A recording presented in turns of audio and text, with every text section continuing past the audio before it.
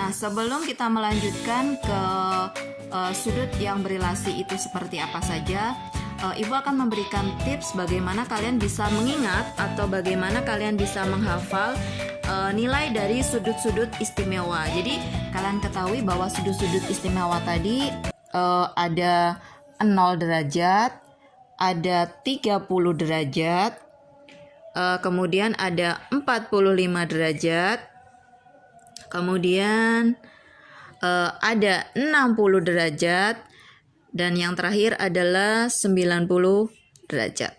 Oke.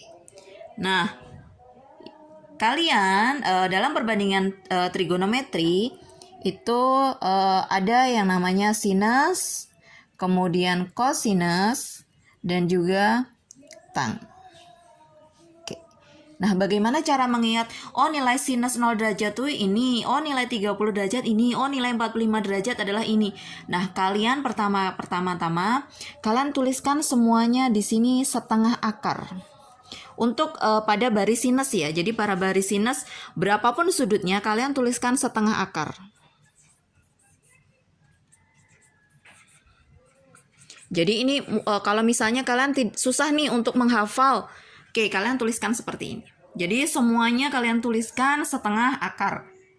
Nah, di dalam akar dari 0 derajat sampai ke 90 derajat, kalian isikan mulai dari 0. 0, 1, 2, 3, 4. Oke.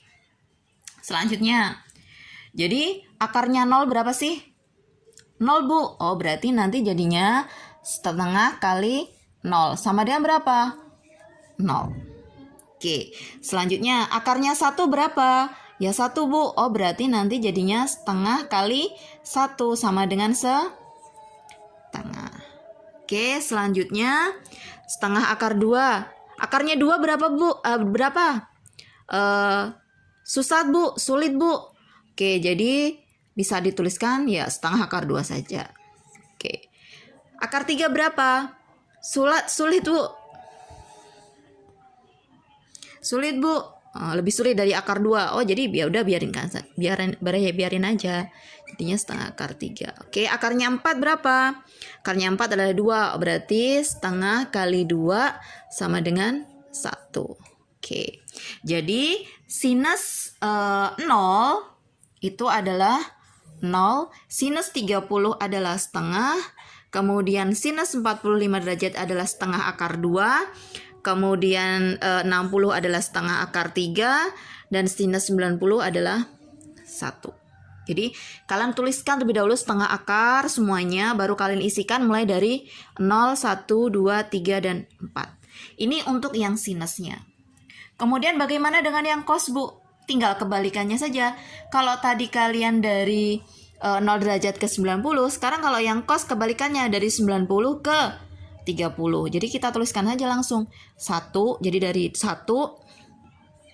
kemudian setengah akar 3, kemudian setengah akar 2, kemudian setengah, dan yang terakhir adalah 0. Oke. Jadi untuk cosinus itu adalah 1, setengah akar 3, setengah akar 2, setengah, dan 0. Oke. Bagaimana dengan tan? Nah, tadi sudah disampaikan bahwa tan itu adalah sin per cos. Nah, tinggal ini aja, kan sudah ada nih di atasnya nih. Nah, sinnya berapa? 0. Cosnya 1. 0 dibagi 1 berapa? Ya, 0. Oke. Kemudian 30 itu adalah setengah dibagi setengah akar 3. Oke, jadinya 1 per akar 3. Kemudian yang ini setengah akar 2 dibagi setengah akar 2. Itu berarti sama dengan 1. Kemudian yang ini setengah akar 3 dibagi setengah sama dengan akar 3. Oke. Kemudian yang ini adalah 1 dibagi 0 sama dengan 3. Selanjutnya adalah tentang sudut berelasi. Jadi tentang sudut berelasi. Oke, tadi kan sudah dibahas bahwa relasi adalah hubungan. Jadi kalau sudut berelasi adalah hubungan dengan sudut-sudut istimewa. Nah, terlebih dahulu kita berikan pengertian tentang kuadran. Oke.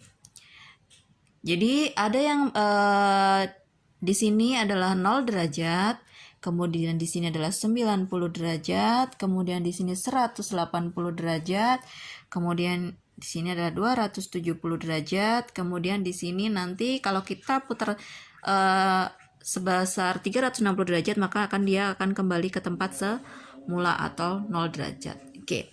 Nah, di sini dari 0 sampai 90 derajat itu merupakan kuadran 1. Jadi kuadran 1 atau kuadran kuadran 1 itu berarti antara 0 derajat sampai dengan 90 derajat. Jadi antaranya 0 derajat sampai 90 derajat itu adalah kuadran 1. Selanjutnya untuk kuadran 2 itu antara 90 derajat sampai dengan 180 derajat. Kemudian untuk kuadran 3 itu antaranya 180 derajat sampai dengan 270 derajat. Oke, untuk yang terakhir adalah kuadran 4 itu antara 270 derajat sampai dengan 360 derajat. Oke, hubungannya dengan perbandingan trigonometri adalah pada kuadran 1 nilai semua sinus, kosinus, tangen, kotangen, kosekan, dan sekan di kuadran 1 semuanya bernilai positif. Oke, yang di kuadran 2 itu hanya nilai sinus yang bernilai positif. Jadi sinus dan kebalikannya yaitu kosekan itu bernilai positif. Kemudian di kuadran 3 itu adalah tangennya yang bernilai positif. Kemudian di kuadran 4 adalah kosinus saja yang bernilai positif. Jadi semua ini bisa disingkat menggunakan kata-kata. Jadi semua kemudian di kuadran kedua sinusnya saja, tangen saja di kuadran 3, kemudian kosinus saja di kuadran 4 itu bisa disingkat menggunakan semua yang bernama Sinta itu ngekos.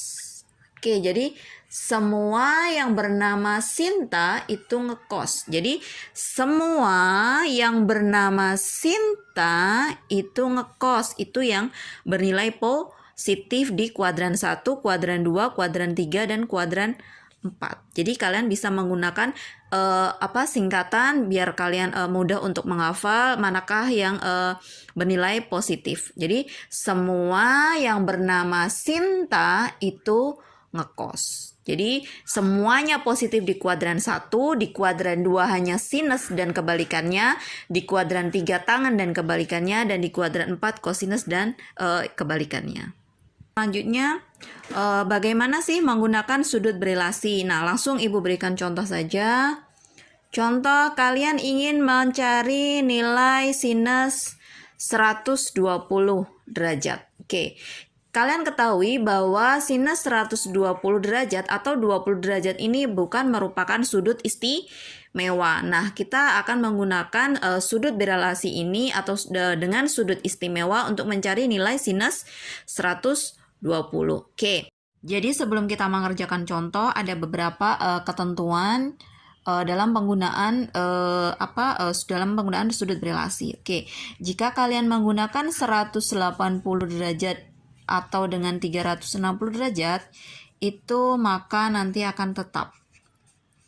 Kemudian yang kedua, jika kalian menggunakan 90 derajat atau 270 derajat maka itu akan berubah. Nah, bagaimana sih apa itu yang tetap, apa yang itu berubah? Nah, nanti